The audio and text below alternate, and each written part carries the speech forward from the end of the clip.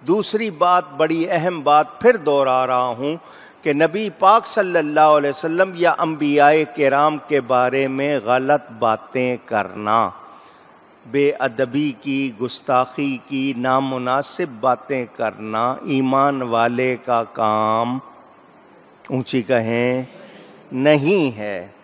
جو کرتے ہیں وہ یاد رکھیں کہ یہ کافروں کا طریقہ ہے، اور اس پر صاف فرما دیا گیا کہ ان کے لیے سیدھی راہ نہیں ہے، سخت عذاب بتا دیا گیا کہ ان کے لیے کیا ہوگا۔ یہاں سے پتہ چلا کہ ہمارے پیارے نبی پاک صلی اللہ علیہ وآلہ وسلم اور تمام انبیاء کرام علیہم السلام اللہ تعالیٰ کی بارگاہ میں عزت والے ہیں۔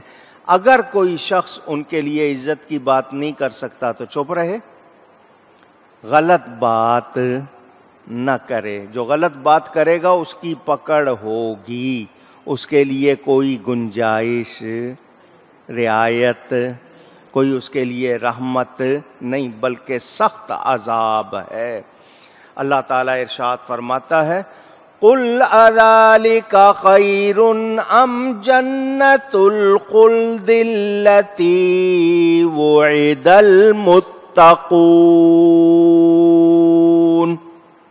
اے میرے حبیب آپ فرما دیجئے، کیا یہ بھلا یا وہ ہمیشگی کے باغ جس کا وعدہ اللہ سے ڈرنے والوں کو ہے، متقیوں کو ہے، کانت لہم جزاء ومصیرا، وہ متقیوں کا صلہ اور انجام ہے۔ جنت کن کا ٹھکانہ ہے؟ اللہ سے ڈرنے والوں کا، بے ایمانوں کا نہیں، گستاخوں کا نہیں۔ تو جو گستاخیاں کرتے ہیں ان کے لیے کوئی بھی خیر نہیں ہے، یہ ذہن میں رکھ لیں، وہ اچھی طرح یاد کر لیں اگر ان کو سمجھ ہے۔ دوسری بات، جنت نیک لوگوں کو ملے گی۔ کن کو ملے گی؟ اونچی گئی ہے۔ کون نیک لوگ؟ جو اللہ سے ڈرنے والے ہیں۔ میں نے آپ کو پہلے بھی بتایا، پھر ذہن میں رکھ لیں، تقویٰ کے دو معنی ہیں۔ تقویٰ کے کتنے؟ ذرا یاد کریں۔ کہیں اس کے معنی ڈرنا ہے، کہیں اس کے معنی بچنا ہے۔ گناہوں سے بچنا، اللہ سے ڈرنا، یہ یاد کر لیں۔ تو جو اللہ سے ڈرنے والے ہیں ان کے لیے جنت کا وعدہ ہے۔ اب دنیا بھلی ہے یا ہمیشہ کے وہ باغ؟ اب بتائیں، فیصلہ کریں۔ آج لوگ دنیا کے آرام کو ترجیح دیتے ہیں کہ نہیں جی دنیا مل جائے، کسی طرح ہمیں اس دنیا میں راحت مل جائے، دنیا میں مزے آ جائیں، ہم یہاں پر محل بنا لیں، گاڑیاں ہوں آگے پیچھے، یہ ہو وہ ہو، ہم اسی پر لگے ہوئے ہیں۔ ہر کوئی شخص چاہتا ہے بس دنیا میرے پاس آ جائے۔ تو یہ ہمیشہ کے لیے نہیں ہے۔ آپ کو اگلے سانس کی بھی خبر، اور جنت ہمیشہ کے لیے ہے، وہاں ہمیشہ ہمیشہ رہیں گے، کوئی نکالے گا نہیں۔ تو اب بتائیں، دنیا کا عیش آرام اچھا ہے یا آخرت کا؟ سب کی آواز چاہیے۔ تو پھر سوچنا چاہیے، غور کرنا چاہیے، اس کے لیے تیاری کرنی چاہیے، اس کے لیے کوئی فکر کرنی چاہیے، انتظام کرنا چاہیے۔ وہ انتظام کیا ہے؟ ایمان لائیں، اللہ سے ڈریں اور نبی کا ادب کریں۔ جب اللہ سے نہیں ڈریں گے، نیک اعمال نہیں کریں گے۔ جب نیک اعمال نہیں کریں گے تو پھر ہمارے پاس آخرت کی پونجی نہیں ہوگی۔ تو ہمیں کیا کرنا ہے؟ اللہ سے ڈرنا ہے۔ آئیے اب دنیا کے حوالے سے ایک دو باتیں۔ کافروں نے حضور صلی اللہ علیہ وآلہ وسلم کو فقر و فاقہ کا طعنہ دیا. دیکھو ان کے پاس کھانے کو کچھ نہیں ہوتا, ان کے پاس دنیا نہیں ہے. دیکھو کس حال میں انہوں نے حضور صلی اللہ علیہ وسلم کی اختیاری غربت, میں نے پہلے بتا دیا آپ کو, کئی جمعے اس پر گفتگو کر چکا ہوں. حضور کو یہ نہیں تھا کہ ملتا نہیں تھا, ایسی بات, مگر انہوں نے دنیا کو اختیار نہیں کیا, پسند نہیں. خود دعا کی, یا اللہ ایک دن کھانے کو دے, ایک دن بھوکا رکھ. جس دن بھوکا رہوں تیرے سامنے گڑ گڑاؤں, تیری یاد میں رہوں. جس دن کھاؤں اس دن تیری تعریف کروں, تیری عبادت کروں. یہ خود کہا, اور خود فرماتے ہیں میں چاہوں تو پہاڑ سونا بن جائے, میں چلوں تو میرے ساتھ چلے. اللہ نے دیا, تو انہوں نے دنیا کو پسند نہیں کیا. انہوں نے کہا جی ان کو اختیار ہوتا تو یہ پیٹ پہ پتھر کیوں باندھتے. ان کو ایک طرف دیکھنا آ رہا ہے, دوسری طرف دیکھنا نہیں آ. جب انہوں نے تانے دیے تو میں نے آپ کو یہ بات سنائی تھی, جبریل امین فرشتے ہیں, فرشتوں کے سردار. رضوان کا لفظ میں نے آپ کو بتایا تھا, یہ جنت کے داروغہ کا نام ہے. وہ ایک ڈبیا میں حضور صلی اللہ علیہ وسلم کے پاس آیا, سارے خزانوں کی چابیاں لے کر.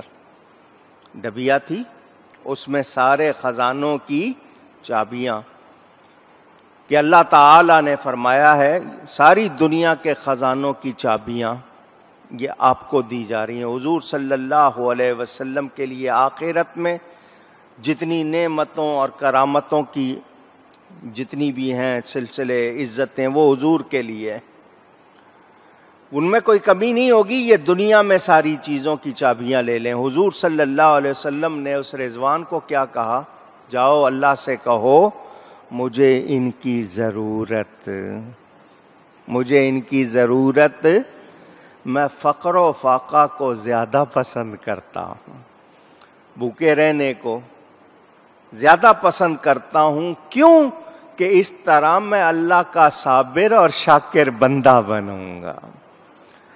رضوان نے عرض کی اللہ آپ کو اور زیادہ برکتیں دے, آپ نے صحیح فرمایا. لیکن جو بات ہمیں پتہ چلی کہ اللہ کی طرف سے دنیا میں اختیار دیا گیا یا نہیں, اونچی. لیکن حضور صلی اللہ علیہ وسلم نے غربت کو, فقر و فاقہ کو پسند فرمایا, عیش و آرام کو پسند, اونچی. کیا پیغام ہے, مالک ہے اللہ تعالیٰ, سارے خزانوں کی چابیاں دے رہا ہے, پھر بھی آپ نے دنیا کو پسند نہیں کی. میں نے آپ کو یہ بات سنائی ہوئی ہے سیدنا غوث پاک کے حوالے سے. نیم روز فارسی کا لفظ ہے, کہیے گا. نیم آدھے کو کہتے ہیں, روز آپ دن کو کہتے ہیں.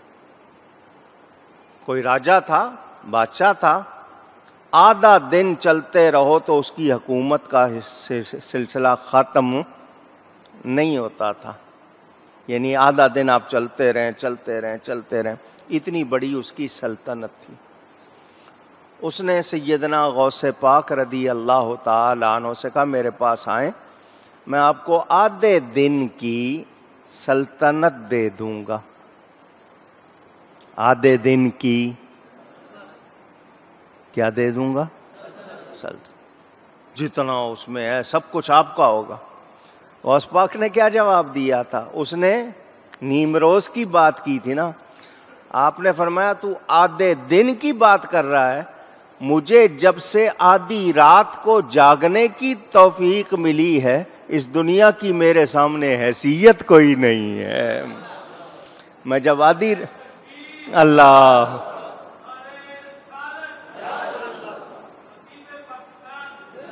تو تو آدھے دن کی سلطنت کی بات کرتا ہے. میں آدھی رات کو جب اللہ کے لیے جاگتا ہوں تو آدھے دن کی سلطنت کیا، اس پوری دنیا کی میرے سامنے کوئی حیثیت.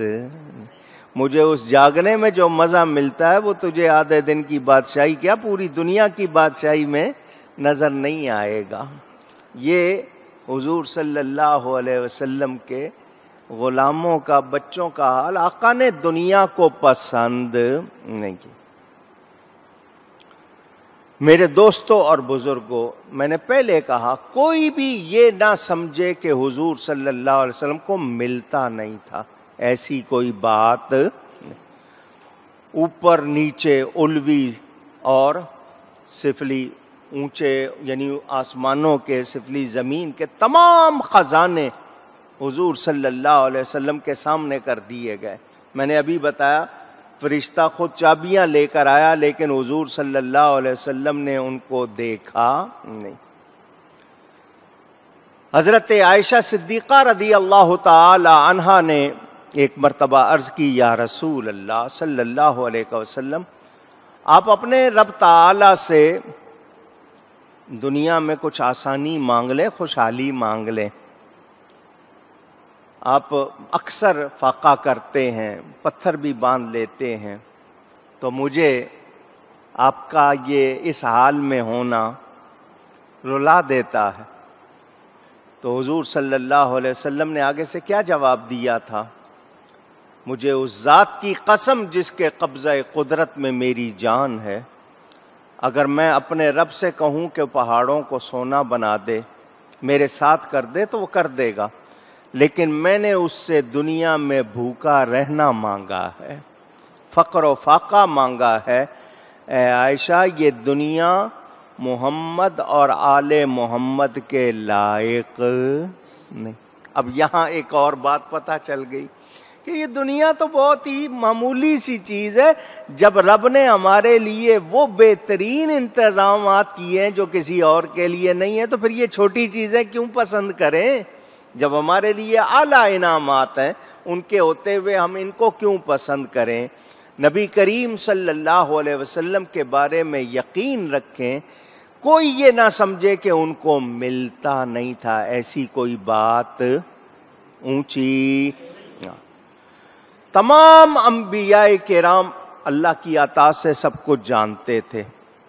میں نے آپ کو بتایا تھا سونا بنانا، کیمیا گری کہتے ہیں اس کو. بہت سے لوگ پھرتے ہیں، مولانا صاحب سونا بنانے کا طریقہ سکھا دو، ہم آدھا اللہ کی راہ میں دیں گے، آدھا کریں گے، یوں کریں گے، کسی طرح بتا دو، کیونکہ نسخے ہیں اس کے بتا دو. انبیاء کرام کو بھی اللہ تعالی نے سب کچھ بتایا تھا. کچھ لوگوں نے اس پر عمل بھی کیا لوگوں کے لیے. حضور صلی اللہ علیہ وسلم نہ بھی کرتے، خود فرما رہے ہیں اللہ میرے لیے پہاڑوں کو سونا بنا دے، مگر آپ نے دنیا کو پسند نہیں کیا. اور ساتھ کیا فرما دیا؟ آل مصطفیٰ، نبی کریم صلی اللہ علیہ وسلم کی آل کے بھی لائق اونچی کہیں اور اونچی کہیں. اب دنیا کی بادشاہی ہو یا دنیا کا مال ہو، فرمایا یہ نبی کی آل کے لائق. تو خود ہی سوچ لو، جب یہ لائق نہیں ہے تو کیا حضرت امام حسین اس کو مانگتے، اس کی طلب کرتے، دنیا کی یہ چاہتے؟ تو جب یہ لائق ہی نہیں ہے، ان کے لیے تو جنت کی سرداری ہے، ان کو دنیا کے تخت و تاج کی ضرورت نہیں تھی. آپ نے یہ بھی سن لیا